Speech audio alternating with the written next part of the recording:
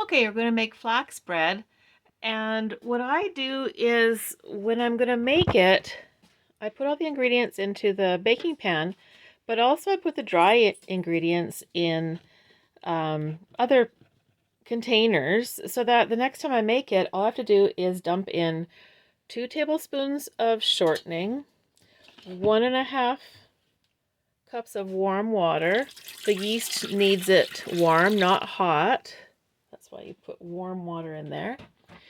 And then 1/4 cup of skim milk. And this is when it becomes time saving. So 1/4 cup of skim milk into here.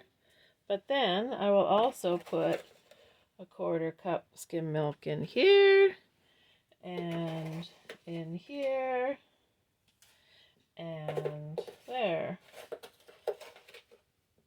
Because really the nuisance of cooking is having to go get all the ingredients, right? So if you just put them all in, then you're done. Okay, 1.5 teaspoons of salt. I figured for doing it with one hand, I should pour it into a bowl. So that's what I did. 1.5. Now, usually for my baking, I omit salt, but bread actually needs salt. It's not something that you can omit. And iodized salt is probably the regular way to go, but I'm finding that this sea salt works just fine. So, okay, I didn't pour quite enough in. Let me just finish that up here. Okay, that's not enough. That's not enough. Bread making is actually usually pretty precise, but I know how to just eyeball it. Okay, 2 tablespoons of packed brown sugar. And we do that again.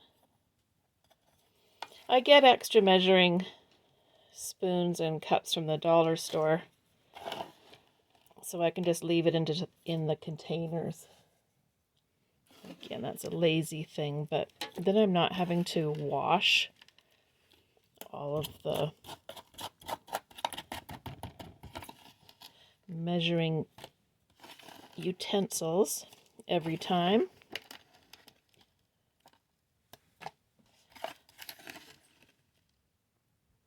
Okay, and it should be packed, which means if it's fluffy like this, I just do it heaping.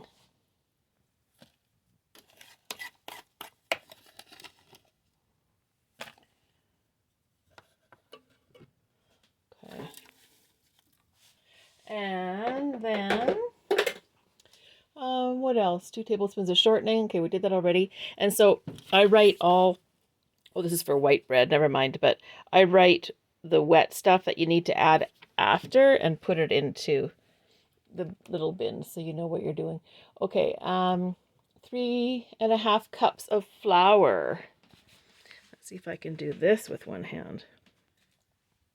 1, 2, 3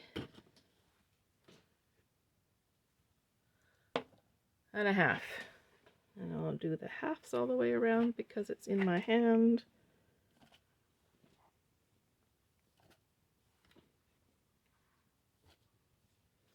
And do 3 each. This is going to take a while. 1, 2, 3. 1, 2, 3. Can everyone count to 3? 1, 2. And it's best not to do the counting when you're distracted, because last time one of them didn't get all 3. 1, 2, 3. Okay. And now flax, I believe. Yes. Okay, now the recipe calls for 3/4 of a cup of flax seeds, but I found that that was just too much. I was going to the bathroom all the time. So now I do 1/4 cup to 3/4 of a cup. So, and I like it crunchy, I've decided. So 2 tablespoons or 30 milliliters is the same as 1/8 of a cup. So I am going to do 2 of those, so that'll be a 1/4 cup.